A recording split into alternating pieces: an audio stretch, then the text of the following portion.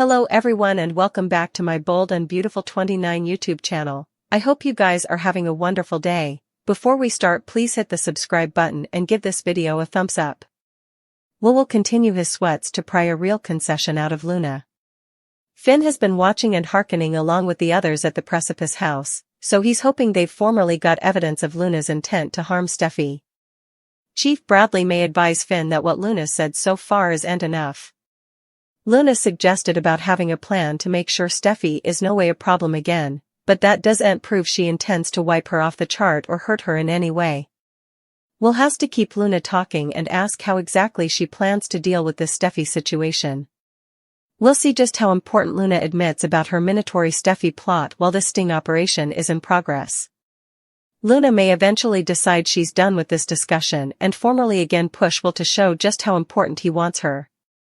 Still, she may smell commodities off if Will tries to pull down when Luna starts buttoning his shirt. Luna will ultimately get Will's shirt open anyway and cloud when she discovers the line he's wearing. The camo camera may ultimately be discovered as well. It won't be long until Luna retaliates, so she'll snare the gun from the hole and aim it at Will. Elektra will surely be in fear mode as Will's trap goes horribly wrong. This will turn into quite the showdown, so stay tuned to see if Luna will pull the detector on Will by the end of the week.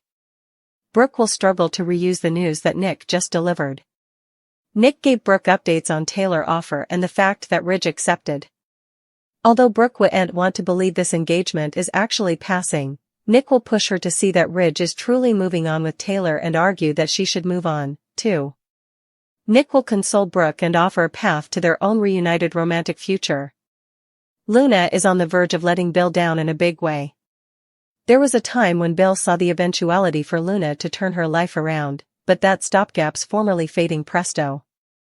Bill preliminarily made a connection with Luna, or at least he allowed. He did.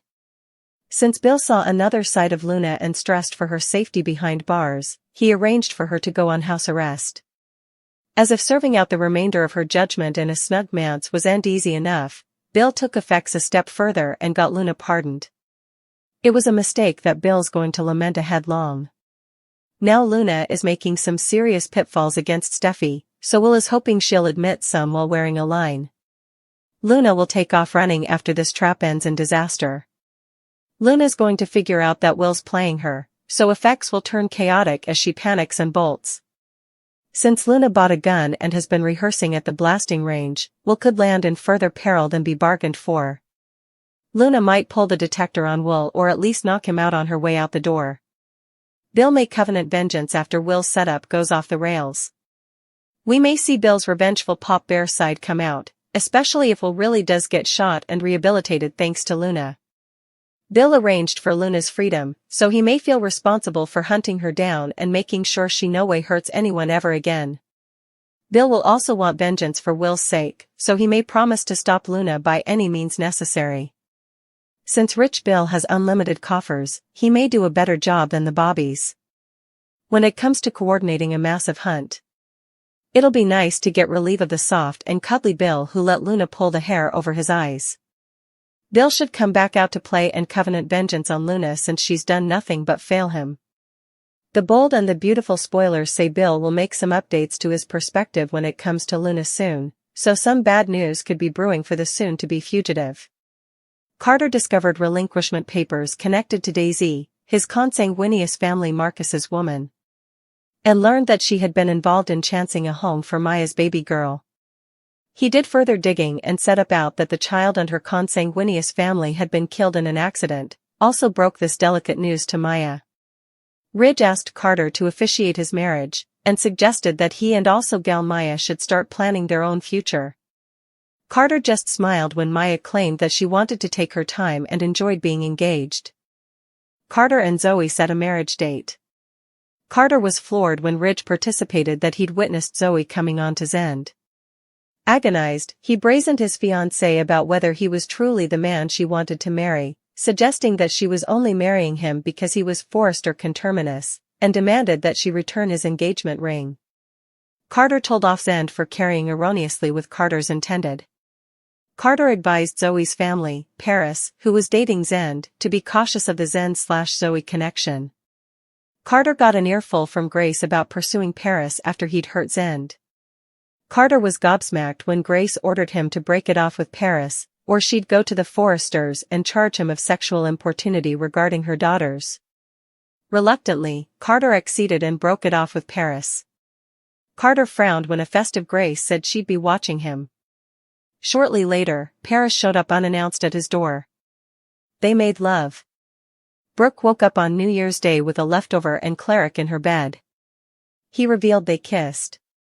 Ignorant that Sheila had shifted her non-alcoholic champagne for the real thing, Brooke plotted to figure out why she'd abandoned her sobriety. Brooke confessed her drinking to Ridge. He was probative. Steffi and Thomas teamed up to reunite their parents. Cleric professed his love for Brooke, but she rejected him. When Ridge heard, he punched Cleric out, which infuriated Brooke and created another rift in their marriage. Ridge drew near to Taylor. Deacon proposed to Brooke, but she declined. Thomas learned that Sheila was responsible for Brooke drinking on New Year's Eve but kept mum for the sake of his parents' conciliation. Steffi discovered the Verity and brazened Sheila. Possessed, Sheila pulled out a gun and fired. The pellet hit Finn, who'd been observing on the brace, and rushed in to save his woman. Sheila also shot Steffi, offered a thievery and left them for dead. Deacon discovered the bodies and called for help. Finn failed, Steffi survived and cleaved to life. Agonized that she'd killed her own son, Sheila tried to jump off the sanitarium roof. Taylor stopped her. Steffi woke up believing she was still married to Liam and had no memory of Finn or Hayes. Once her memory returned, Steffi fingered Sheila for the firing and Sheila was arrested. Steffi was complexed by Lee's turndown to hold a keepsake for Finn, ignorant that Lee was intimately keeping Finn alive in a nest. When Sheila suspected Lee was hiding commodity, she escaped from captivity with the aid of her old confidant, Mike Guthrie. Sheila tracked down Lee and was enraptured to discover Finn was still alive. After a fight, Lee fled with Sheila in hot pursuit. During the preceding auto chase, Lee's vehicle plunged into the ocean and she was presumed dead. As Sheila watched for Finn, his memory returned and he was frightened by everything that happened. Bill set up a disheveled Lee, who survived the crash, and nursed her back to health. After, they saved Finn from Sheila. Ignorant that Finn was alive, a grieving Steffi fled to Europe to deal with her depression. Taylor and Ridge followed, and learned from Bill that Finn was alive. Bill took Finn to see them. Finn and Steffi tearfully reunited in Monaco. An overjoyed Ridge and Taylor participated a kiss. Thomas suggested to Hope that Douglas live with him at the Forrester mansion. Hope reluctantly allowed it. Liam was bothered by Hope's growing attachment to Thomas as they fixed for the Hope for the Unborn fashion exercise and commended in Brooke. The show was a mega hit. After, Thomas tried to kiss Hope, which she rebuffed, stating she loved her hubby. Brooke had a dream recalling her once loves, including Eric, Thorne, Nick, Bill and Ridge. Taylor and Deacon clicked through Remedy. Donna returned to FC and blessed Eric with a new portrayal of him to hang over the Forrester fireplace. Genoa City's Nikki and Lauren visited FC. Taylor bought Wyatt's sand house to partake with Ridge.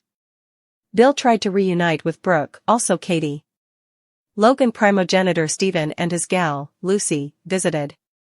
Sheila faked her death by bear mishandling, leaving one of her toes behind to prove it. The Forresters were relieved. A drunk cleric slept with an attractive redhead, who the coming morning removed her mask and revealed herself as Sheila. She also blandished Deacon into hiding her at his place. Cleric and Sheila slept together and established a bond. Once Finn and Steffi realized Sheila was still alive, she hit the road. After Thomas and Brooke had a scratchy hassle, Shay Forrester, Child Protective Services paid a visit to Thomas. Ridge was crestfallen when he heard a recording of the call with the snitch, Brooke. Turns out, it was actually Thomas who made the call using a voice-altering app. Ridge jetted to Aspen to profess his love to Taylor. The spouses reunited and planned to marry. Ridge ditched Brooke, who was confused and agonized. Douglas discovered the verity about his father's dirty deed and commended in Steffi on Ridge and Taylor's marriage day. After Steffi learned the verity, she brazened Thomas and informed their mama. Taylor stayed quiet, but at the forum, Steffi blurted the verity about Thomas's deception. Ridge was furious and left city. Grace came to city, and determined that Zend was the man for her son. Paris left Zend in favor of Carter, still, which infuriated Grace. To get over Quinn, Carter proposed to Paris. Under the guise of playing pickleball at the club, Eric revivified affects with ex-wife Donna. Quinn blessed Eric a ring with a secret heart examiner, and after tracking his repeated pulsations, she and Bridget set up him at the club in bed with Donna. Eric and Quinn resolve, he prompted her to go to Carter. Quinn contended to stop his marriage to Paris. Carter left Paris to reunite with Quinn. Weeks laterally, she suddenly left city, leaving him agonized. He and Katie struck up a coitus.